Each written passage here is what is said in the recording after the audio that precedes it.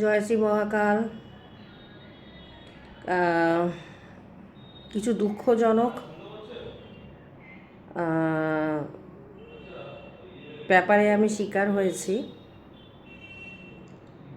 সেটা আমি আপনাদের কাছে বলছি।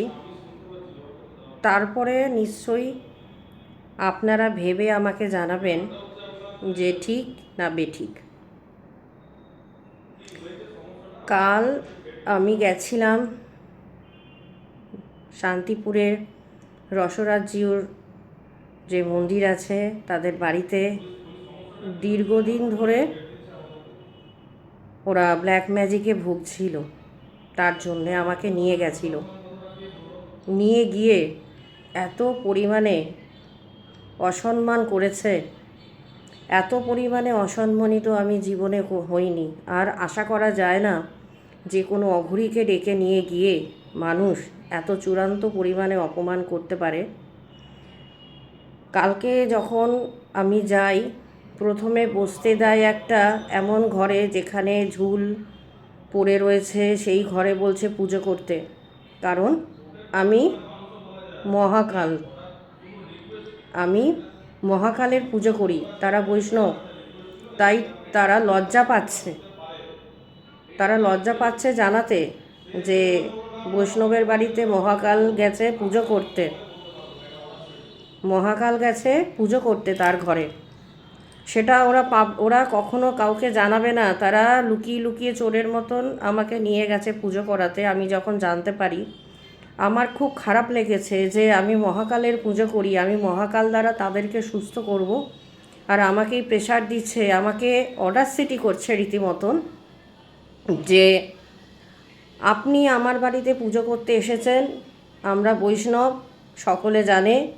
আপনি আজ কেন, আপনি কোনো দিন বলতে পারবেন না যে আপনি আমার বাড়িতে পুজো করতে এসেছেন আর আমাদের সমস্যা ছিল। তো আমি তখন ওনার কথায় সম্মতি দিইনি, আজ না, তাহলে আমার দ্বারা পুজো করা সম্ভব না আপনার বাড়িতে, আমার পুজো করা সম্ভব না আপনার বাড়িতে। তো এত চূড়ান্ত অপমান করেছে, এত অডাসিটি আমি সহ্য করতে পারি না কারো।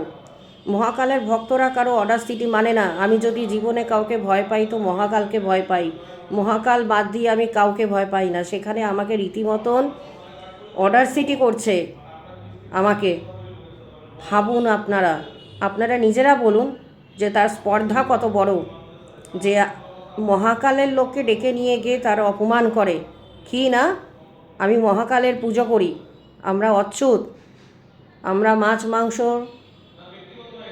দিয়ে যে কাজ করি সেটা নাকি আমরা অচ্যুত, মহাকাল হচ্ছে অচ্যুত। তাহলে অতই যখন অচ্যুত, মহাকালের শরণাপন্ন কেন হন আপনারা বলুন? কেন আমাদের কাছে আসেন? বৈষ্ণবদের কাছে গিয়ে নাম সংকীর্তন করে কেন আপনারা আপনাদের সমস্যা মেটান না? কেন আপনারা মহাকালের কাছে আসেন সমস্যা মেটাতে? এটা কি আমার লজ্জার ব্যাপার না আপনাদের নিজেদের লজ্জার ব্যাপার? একবার ভেবে দেখুন তো। যারা নাকি গলায় তুলসীর মালা দিচ্ছেন অথচ নিজেরা নিজেদের প্রোটেকশান দিতে পারেন না, শক্তির কাছে আসেন আপনাদের সমস্যা মেটাতে, এটা কি আমার লজ্জার বিষয় না এটা আপনাদের লজ্জার বিষয়? আমার কি চুপ করে থাকা উচিত এতে কি না বলুন? আজকে সকালবেলা আমাকে রীতিমতন থ্রেট দিয়েছে যে আমরা আপনার নামে প্রশাসনে জানাবো যে আপনি বলেছেন যে রসরাজ্যুর মন্দিরে গেছি তার বাড়িতে ব্ল্যাক ম্যাজিক রিমুভ করতে। তো এটা তো সত্য ঘটনা, আমি তো রিমুভ করতে গেছি, এটা তো সত্য। কিন্তু কিন্তু এইটা যে আমাকে যে মানে একজন অঘরীকে থ্রেট দিচ্ছে, সে কি মানে মানুষের মধ্যে আদৌ পড়ে?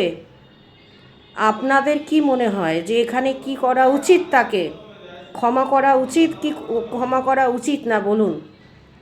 যে একজন অঘরীকে থ্রেট করছে, মহাকালকে অপমান করছে।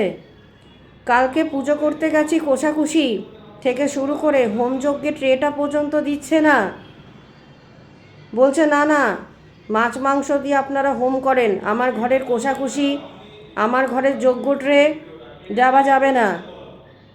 কতটা অপমানিত মানে কথাবার্তা ভাবুন আপনারা। এবার আপনারা এর বিচার করুন। আমি আপনাদের হাতে তুলে দিলাম যে এদেরকে কী করা উচিত, কী করা উচিত না। আপনাদের উত্তরের অপেক্ষায় আমি রইলাম। জয় শ্রী মহাকাল।